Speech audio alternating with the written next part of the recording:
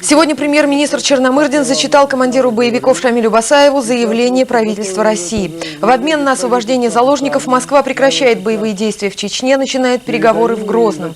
Террористам передают транспорт и гарантируют безопасное возвращение в Чечню.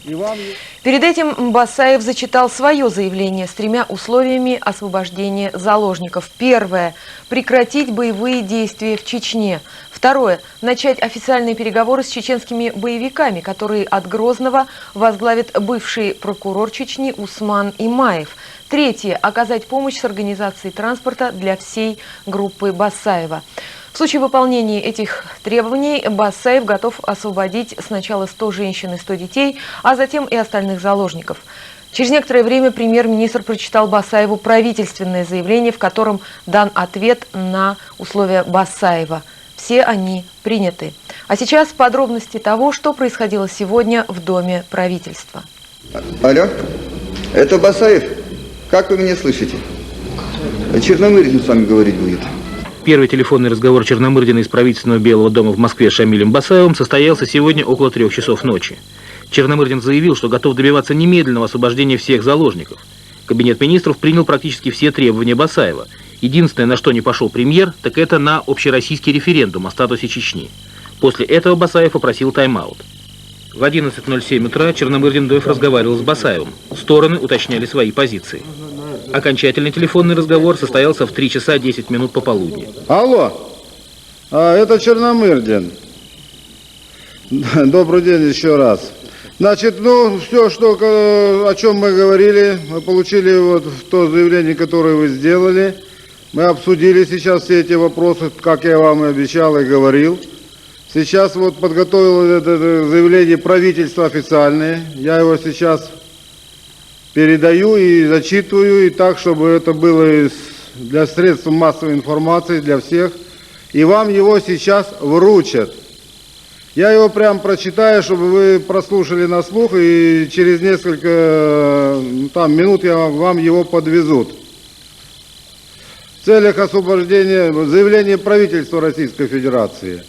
В целях освобождения заложников, удерживаемых в городе Буденновске, правительство Российской Федерации, первое, гарантирует немедленное прекращение боевых действий и бомбардировок на территории Чечни с такого-то времени, которое будет сейчас с вами оговорено. Одновременно с этим должны быть освобождены все дети, женщины, старики, больные и раненые из числа заложников. Второе. Назначает полномочную делегацию для переговоров о мирном урегулировании в Чеченской Республике. Руководитель делегации Михайлов, заместитель Вольский. Переговоры начинаются незамедлительно 18 июня 1995 года по прибытии делегации в город Грозный. Будут они там через 1,5 часа. Третье. При освобождении всех остальных заложников предоставляет транспортные средства для передвижения Басаева и его группы к месту назначения и обеспечивает их полную безопасность для прибытия на территорию Чеченской Республики. Четвертое. Поручает довести данное заявление до Шамиля Басаева, полномочному представителю правительства России Коробейникову и Медведицкому, председатель правительства. Вот те вопросы, которые вы сегодня мне задали, вопросы, которые сегодня вы с утра, которые мы с вами оговорили. По сути дела, все эти вопросы сейчас отработаны. Я прошу сейчас это заявление вам привезут и принять представителей, чтобы вы оговорили механизм приведения в действие, обозначили бы время, когда начнем мы все прекращать и когда будут начинаться, когда будут люди возвращаться. Практически сразу же после того, как премьер-министр положил трубку телефона, он подвел для журналистов итоги своих переговоров с Басаевым. Что стрельба идет? Я так понял, что стрельба в основном идет в Чечне. Она и будет идти до тех пор, пока не будут пока не будут принято это заявление, не будут согласованы сроки. Ибо я никаких команд не даю, пока не решен главный вопрос. Хватит обещать и хватит говорить. Чтобы процесс переговорный пошел и на этом, чтобы он развивался, на этом поставить точки. Вот что сейчас нужно. Вот на что сейчас идет. Вот что сейчас принимаем. Теперь все будет зависеть от хода мирных переговоров, которые должны начаться в Грозном уже сегодня. Александр Зараилян, Вячеслав Воронов, НТВ из Дома правительства. Только что стало известно, что текст заявления правительства России передан Шамилю Басаеву. И сейчас в больнице Буденновска обсуждаются условия передвижения террористов в Чечню и освобождения заложников. Об этом сообщил и ТАСС. В половине пятого с подмосковного военного аэродрома Чкаловский в Грозный для переговоров с представителями Дудаева вылетели заместитель министра по делам национальности Вячеслав Михайлов, он возглавляет делегацию, и президент Союза промышленников и предпринимателей Аркадий Вольский, руководящий рабочей комиссией по Чечне согласительной комиссии при президенте России. Замминистра внутренних дел генерал Куликов и руководитель территориального управления органов исполнительной власти в Чечне Николай Семенов, которые тоже входят в делегацию, присоединятся к ним в Грозном. Аркадий Вольский так сформулировал тему предстоящих переговоров. Вы сами понимаете, что надо определиться сегодня окончательно с проблемой Чечни в составе Российской Федерации. Мы бы хотели от партнеров услышать такое заявление. Я думаю, что это заявление было бы более важным и более разумным, чем все остальные, которые они делают. Чеченскую сторону на переговорах представляет Усман Имаев, бывший прокурор и министр юстиции в правительстве Дудаева. Делегации, скорее всего, встретятся за пределами Грозного. Федеральные власти, по словам Вольского, готовы ради спасения заложников выпустить чеченских террористов из Буденновска. Условия, которые они ставят насчет выезда в Чечню, очевидно, будут выполнены. Беспрепятственного выезда боевиков в Чечню и сопровождение, гарантии их жизни, очевидно, будут выполнены. Вячеслав Михайлов, которому поручено возглавлять российскую делегацию, не стал уточнять, какие именно полномочия ему предоставлены. Диалектика переговоров требует и гибкости. Самое главное, чтобы мы пришли к такому результату, чтобы не гибли люди. Все, спасибо. В эти минуты делегация, скорее всего, уже находится на пути к месту переговоров. Сергей Дедух, Олег Чупин, НТВ. В 15:30, после того, как Виктор Черномырдин зачитал заявление правительства, террористы выпустили из больницы еще 126 заложников, в основном женщин и детей.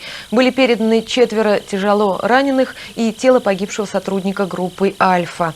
К половине пятого вечера в Буденновске освобождено уже более 400 человек. А теперь ретроспективы этого дня и минувшей ночи в Буденновске, который еще утром жил в страхе перед повторением штурма больницы и надеждой на то, что власти найдут выход из положения. Репортаж наших специальных корреспондентов. Первая часть дня в Буденновске прошла спокойно. Одиночные выстрелы у больницы полностью прекратились к 11 часам утра. На это время был назначен телефонный разговор Виктора Черномырдина и Шамиля Басаева. В Буденновске ждали, о чем договорятся премьер и полевой командир чеченцев. А в половине 12-го к больнице подъехал рефрижератор, чтобы забрать тела погибших заложников. При погрузке мы насчитали 21 труп. Затем вышли женщины с детьми, но ненадолго. Есть сведения, что это была неудавшаяся попытка вывести часть заложников. Между тем, на пятачке в 200 метрах от больницы постоянно дежурили автобусы и рафики скорой помощи. А в полдень там появился депутат Госдумы Станислав Говорухин. Я сам ничего не знаю, понимаете? Я знаю то, что и вы. Должны были сейчас выходить люди. 168 человек, потом еще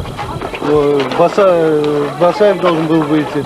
Но видите, сейчас что-то застопорилось. Я сейчас сам еду в штаб, чтобы узнать какую-то новую информацию. Через час 5 машин скорой помощи вывезли из больницы около 70 женщин и детей. Какова общая цифра спасенных, никто толком не знает. По данным директора ФСБ Сергея Степашина, к часу ночи с субботы на воскресенье разными путями больницу покинуло около 230 человек. Вчера вечером оттуда вышла небольшая группа заложников. Их вывели приехавшие в Буденновск из Москвы представители чеченской диаспоры. Среди них бывший председатель Конституционного суда Чечни Инвар Гериханов. Вместе с ним в больницу ходили Анатолий Кашпировский и некий генерал в штатском. Вам известно, кто отдал приказ на штурм? На штурм, кто приказ отдал, неизвестен. Такой личности и такого должностного лица я сегодня не нашел. Кашпировский в субботу оставался вместе с заложниками и группой Басаева. Но сегодня его уже видели на улицах Буденновска. С каждым днем в Буденновске все больше посредников, готовых вести диалог с террористами, но все здесь ждут приезда госкомиссии из Москвы для решающих переговоров с Басаевым. Впрочем, никто не исключает, что все может окончиться и новым штурмом больницы. Во всяком случае, директор ФСБ Сергей Степашин минувшей ночью никаких гарантий на этот счет не давал. Давайте оставим это за скобками. Мы все-таки стараемся сделать все, чтобы не пострадали там заложники. Поэтому и такая затяжка. Хотя вы прекрасно понимаете, если бы не было там такого количества женщин и детей, соответствующий акт был провести намного быстрее и жестче.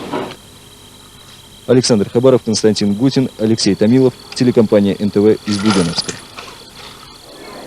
Сегодня ночью в горбольнице Буденновска командир террористов Шамиль Басаев провел вторую пресс-конференцию. Он заявил, что по его приказу здесь было расстреляно 11 человек и что до 30 человек погибло от пуль нападавших во время вчерашних штурмов. На вопрос, как он относится к тому, что его называют террористом, Басаев ответил: отрицательно отношусь, как еще я должен относиться. Я себя террористом не считаю. Я диверсант, потому что сегодня война идет. Если не считается терроризмом то, что полгода творилось у нас в Чечне, если это не считается терроризмом, тем более не было официально объявлено ни войны, ничего. Даже если Чечня и считалась субъектом федерации, то даже чрезвычайное положение не было объявлено. И полгода ожесточенная бойня идет. Если это не терроризм, то что это терроризм, что ли? 4 утра началось, я с 5 утра до 9 дозванивался до них, до штаба Буденновска, чтобы они прекратили хоть немножко на время бои, чтобы отсюда вывести беременных женщин и роженец, что нам удалось после 9 часов утра. Тем временем сегодня к 4 часам дня отпущено еще 205 женщин и детей. Также выдано 4 тяжелораненых. В общей сложности освобождено более 400 человек. Только за последние сутки госпиталем Центра медицины катастроф «Защита» оказана помощь более чем 100 раненым и 150 заложникам, ранее находившимся в больнице. Всего госпитализировано 308 человек, из них 123 с различными ранениями, в том числе 43 военнослужащих. По последним данным, от рук террористов погибло более 100 человек. Сегодня стало известно, что вчера поздно вечером на 8-м блокпосту Ставропольского шоссе выстрелом из ручного пулемета была убита русская журналистка Наталья Алякина, работавшая на германское агентство РУФ и журнал «Фокус». Она умерла на руках своего мужа Гизберта Мрозика. На посту у них проверили документы и разрешили проехать. Затем раздался выстрел. По предварительной версии он был случайным. Атаман Терского казачьего войска Валентин Сизов призвал пятигорских казаков отказаться от захвата чеченцев в заложники, как планировалось ранее. Пока на Ставрополе не отмечено никаких античеченских акций. Александр Поклад, НТВ. Вернемся к Буденновску. По сведениям Минздрава России, сейчас в больнице в городе находится 800 заложников. Среди них 300 больных и 200 медицинских работников. А главарь боевиков Шамиль Басаев в очередной раз изменил свои требования, сообщает агентство РИА. Он настаивает на том, чтобы вместе с террористами в Чечню выехали депутаты Госдумы Борщев, Осовцов, Рыбаков и Сергей Ковалев. Кроме того, Басаев требует, чтобы к ним присоединились представители местной администрации, а также журналисты. Его требования состоят в том, чтобы на каждого боевика, число которых, по его утверждению, 127, приходился один заложник. Кроме этого, за автобусами, в которых хочет уехать Басаев, должна идти холодильная фура с телами убитых во время штурма бойцов отряда Басаева. Сейчас у оперативного штаба стоят подготовленные для террористов 6 автобусов. Кроме того, Басаев поставил еще одно условие – выезжать только утром. Таким образом, не исключено, что бандиты и их заложники проведут еще одну ночь в здании больницы. И Тартас только что сообщил, что Руслан Аушев выразил готовность содействовать освобождению заложников в Буденновске. По этому поводу Аушев имел сегодня телефонный разговор с премьер-министром Черномырдиным. Президент Ингушетии также выразил готовность участвовать в проведении переговорного процесса о мирном урегулировании конфликта в Чечне. Но что касается Дудаева, то он явно выключен из процесса. Сам премьер-министр заявил сегодня, что все контакты российского руководства с Дудаевым давно прерваны. Правительство также не обладает информацией о поисках им политического убежища.